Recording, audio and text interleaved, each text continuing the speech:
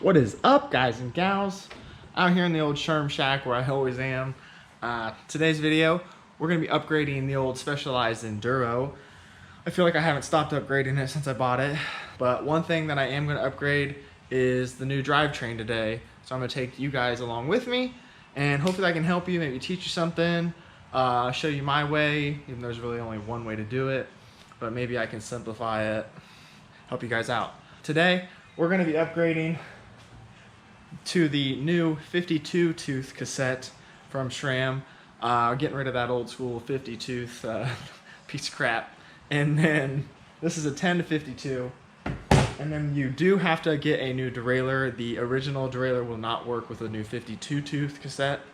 You do need to upgrade to the, it says 520%. I went with the GX, kind of like the most affordable quality one you can get, I feel like, except for the new GX Axis just released, and I probably should have got that, but $600. This is like $125. And yeah, so we're gonna get rid of this old school stuff, put the new school stuff on, and I can show you guys how to set it up, and hopefully this helps you guys out.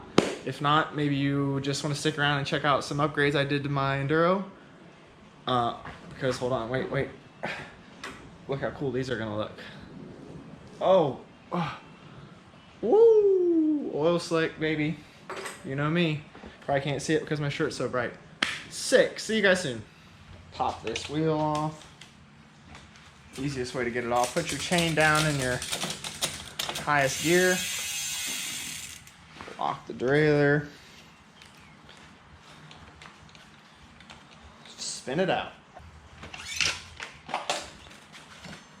Drop it, pull it back, done. And then next we're going to loosen up your cable housing. And you will need to take this guy off. You can cut it off, but be careful, you might not have enough slack for your new derailleur, but I'm gonna try to squeeze it off. Got him. Next you wanna find your chains link here.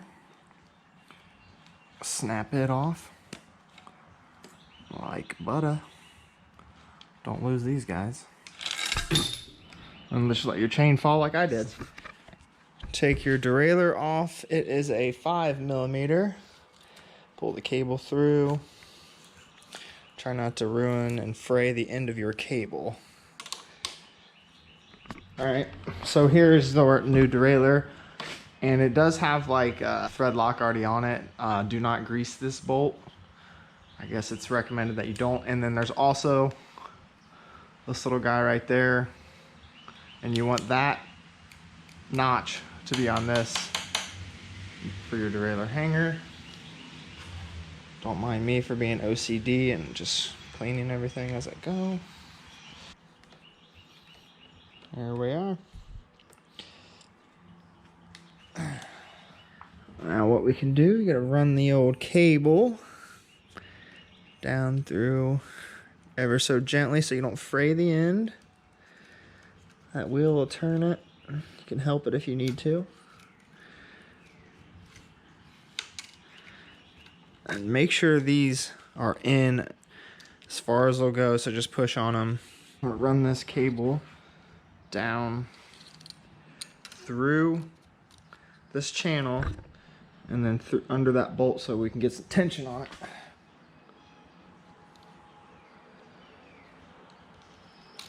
Make sure you are in your highest gear. Remember that. You want the derailleur to be all the way down. I'm gonna unlock it.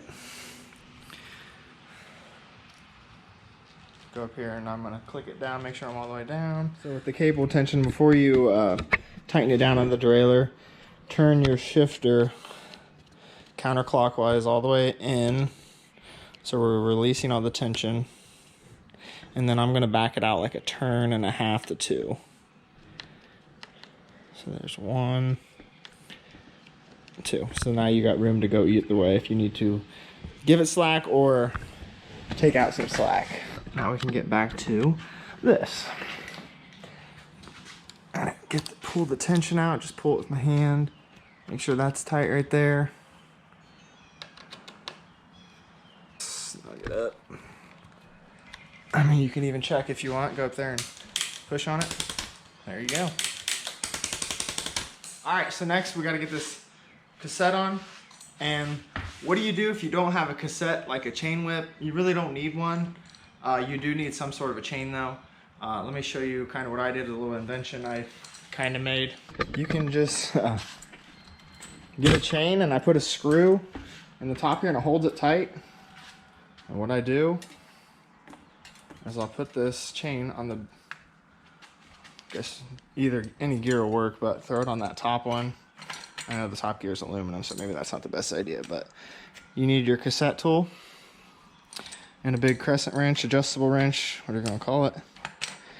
And it's nice because as you loosen, the wheel's pushing against the wall and the chain's keeping the cassette still, and bada bing, bada boom. Sheesh, Dave, you're so smart. Except for when I drop my wrench.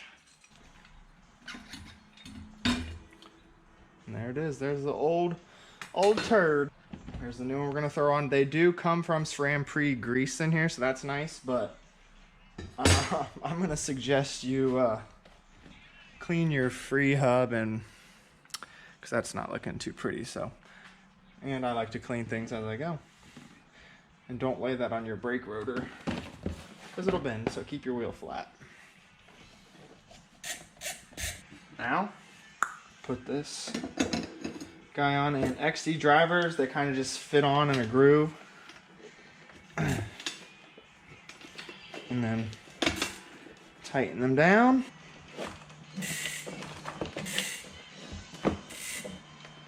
And this will need tightened down to 40 Newton meters. Get yourself a torque wrench.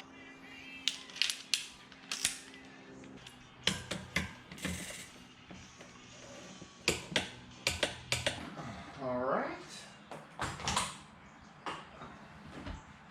Next up, cassette on. We're gonna throw the wheel back in, out the chain. If you guys can tell, I put the little bling bling wheels on while you weren't looking. And axle bolt is nice and greased up still. Make sure you got grease on that axle bolt. Tighten her down. We need to adjust the B tension screw and the two limiter screws for your high and your low to make sure your lower jockey wheel is in line with the higher one and lower one and doesn't go past either way. So I'll show you what to do. All right, so what I like to do here is you want to get this top jockey wheel here, and you want to get to line up on your highest gear down here.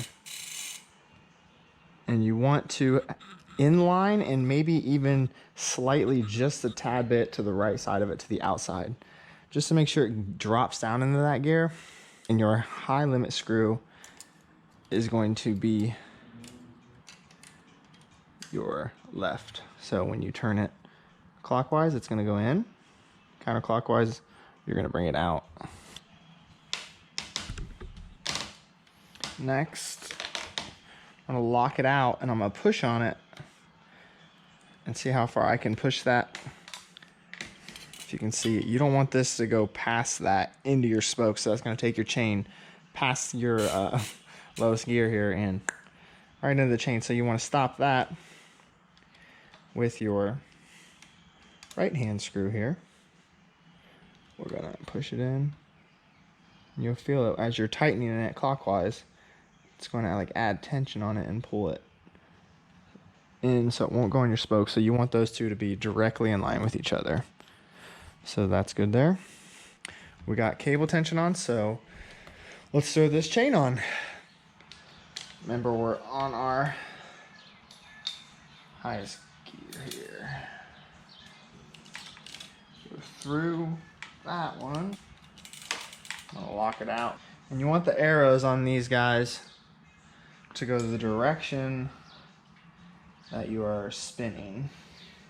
Never really used a chain tool to snap that.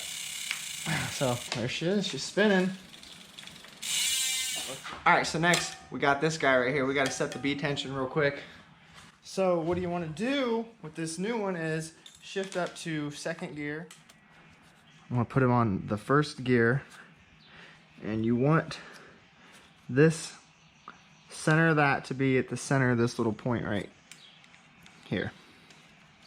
So I think I'm actually pretty close, not gonna lie.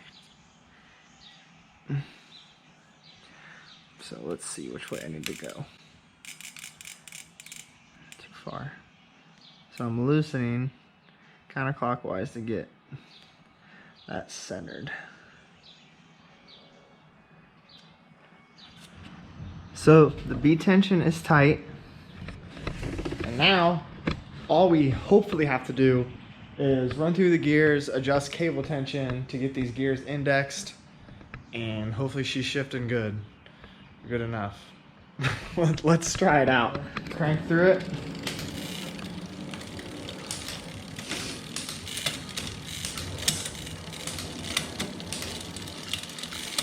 Oh, a little stubborn.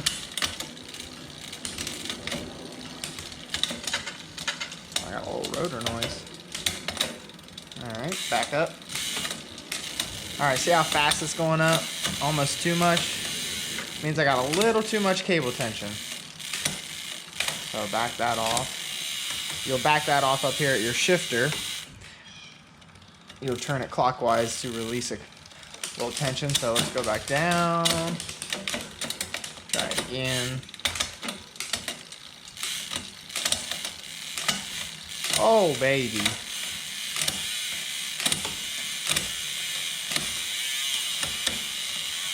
And we're sticking on that top gear a little bit, aren't we?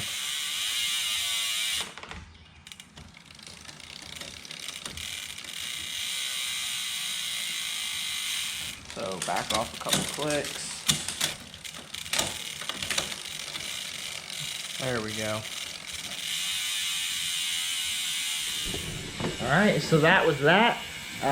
It's really just playing around with your limit screws, setting your B tension correctly before this bad boy will index properly. To help with your indexing, you just want to play with your shifter tension. After you set your limits, you want to play with this guy right here. So just one click at a time, up or down. Counterclockwise is going to release or add tension, and clockwise is going to release tension. Trying to see if there's anything else that I added to my bike. So we got the oil slicked out here. You've seen I did add the oval absolute black oil slick chainring. I couldn't really I had to get it, you know what I'm saying, because it matched. And then I did do a one-up dropper post. It was allowed me to slam my dropper like 20 more millimeters, but have a taller saddle height. This is a 180. And other than that, but I got the one-up stickers. So I think the bike is gonna be complete for a while. I think I need to take a break from upgrading and just ride the hell out of it now. This thing is freaking a ripper. I love it. The only thing I have to complain about for this bike being stock is these SRAM code brakes. I've had to bleed them twice, just the rear one. And I'm trying different pads right now, the MTXs, and I'm just not getting any braking power, which sucks. And so I just sanded the pads down, cleaned my rotor again. I'm gonna have to bed them in again, and I gave them another bleed. So let's see if third time's the charm. Other than that, let's go shred, and I'll catch you guys later.